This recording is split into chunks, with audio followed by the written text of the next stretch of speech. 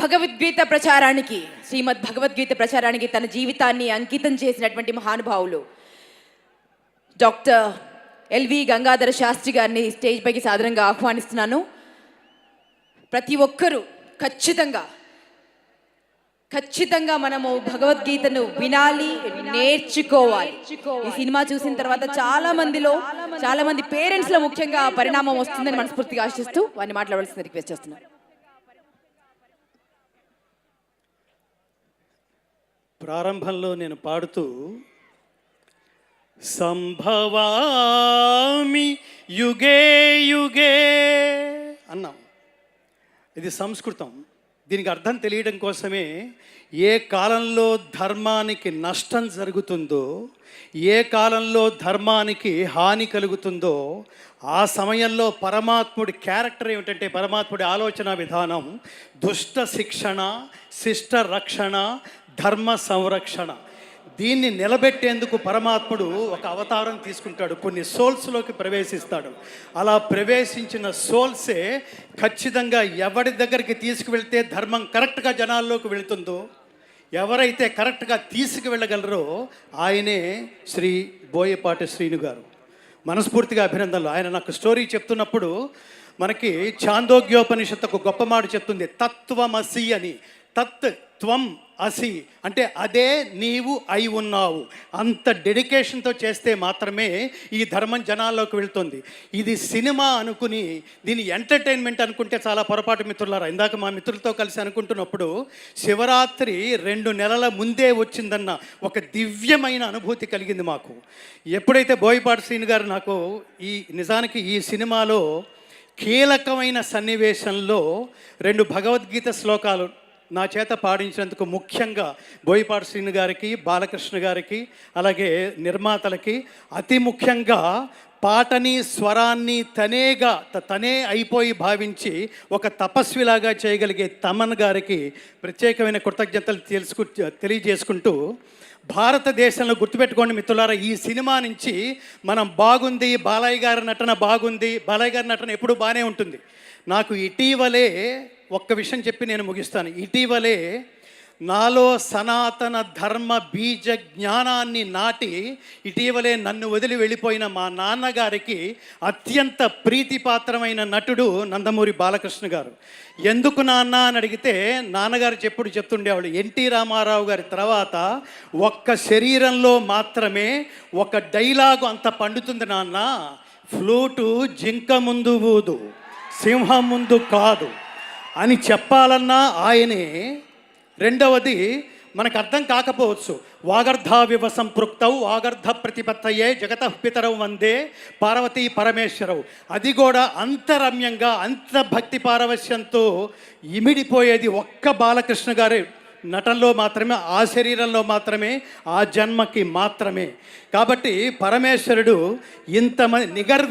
ఇంతమందికి ఈ కాంబినేషన్లో ఒక ధర్మాన్ని నిలబెట్టడం కోసం బోయపాటి శ్రీను గారు నాతో మాట్లాడుతున్నప్పుడు ఈ సినిమా సారాంశం అంతా 4 ముక్కల్లో ఏమిటో తెలుసా మిత్రులారా?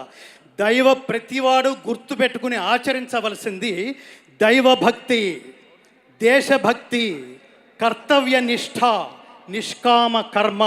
దానికోసం ప్రాణత్యాగం చేసినా కూడా ఓకే అన్నాడు పరమాత్ముడు. శ్రేయాన్ స్వధర్మో విగుణ పరధర్మా స్వనుష్ఠితాత్ స్వధర్మే నిధనం శ్రేయ పరధర్మో భయావహ.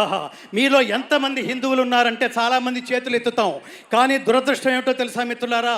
కాశ్మీర్లో ఇటీవల పాయింట్ బ్లాంక్లో గన్ పెట్టి నువ్వు హిందువా అని అడిగితే నేను హిందువునే అని చెబితే 26 మందిని చూస్తుండగా కాల్చిపారేశారంటే సనాతన ధర్మానికి కేంద్ర బిందువైన భారతదేశం, రాముడు పుట్టిన దేశం, కృష్ణుడి పుట్టిన దేశం, ధర్మం ప్రపంచానికి పంచిపెట్టబడిన ఈ దేశంలో హిందువా అని అడిగి మరీ చంపేశారంటే హిందువులు ఉన్నట్టా లేనట్టా?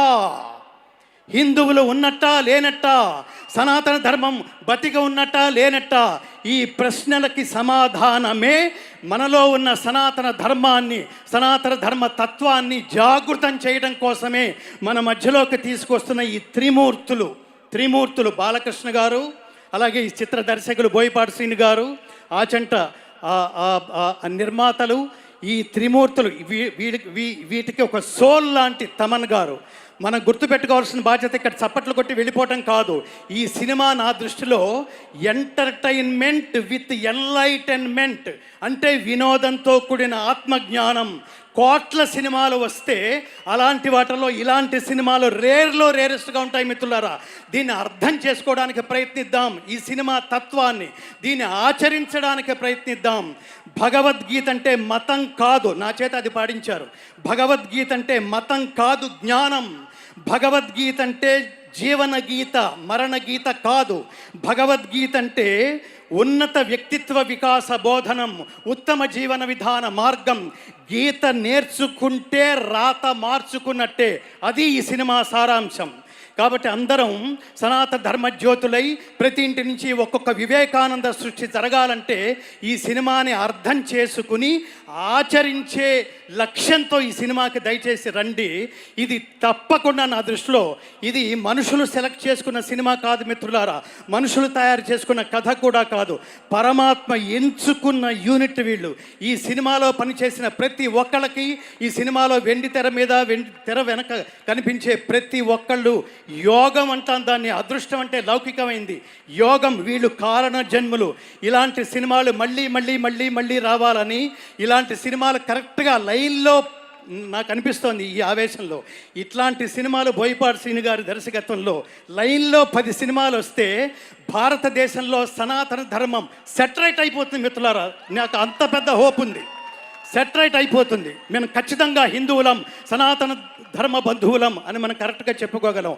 అంతటి విశేషమైన ఈ సినిమాలో నాకు భగవద్గీత శ్లోకాలు, నేను ఇంత ఆవేశంగా గట్టిగా ఎందుకు మాట్లాడుతున్నానంటే సనాతన ధర్మానికి దెబ్బ తగిలితే నేను ఊరుకోలేను. ఎందుకంటే I have dedicated my entire life to propagate the essence of Bhagavad Gita through out the world.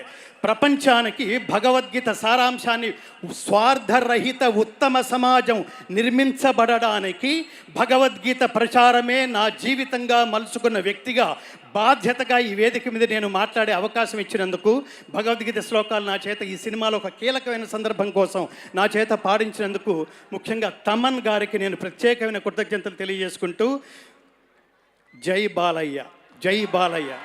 ఇందాక ఒక పాటలో పాటంతా ఒక ఎత్తు, ఆయన ఓం నమ శివాయ అని ఆ గొంతులో మాత్రమే శ్లోకం పండుతుంది మిత్రులారా. శతాయుష్మాన్ భవ, శతమానం భవతి, శతాయు పురుష శతేంద్రియ ఆయుష్యేవేంద్రియే ప్రతిష్టతి, సంపూర్ణ పరమాత్మానుగ్రహ ప్రాప్తిరస్తు. అందరూ చెప్పండి, జై శ్రీరామ్, జై శ్రీకృష్ణ, ఓం నమ శివాయ, భారత్ మాతాకి. ధర్మం అంటే సర్వజన బంధువే హిందువు. హిందువు అనేది మతం కాదు మిత్రులారా. ఇది గుర్తుపెట్టుకుని అందరినీ కలుపుకుంటూ సనాతన ధర్మజ్యోతులై ప్రకాశింతురుగాక. జై శ్రీకృష్ణ. సర్వే జనా సుఖినో భవంతు. ఎంత అద్భుతమైన గళం, ఎంత అద్భుతమైన మాటలు చెప్పారండి.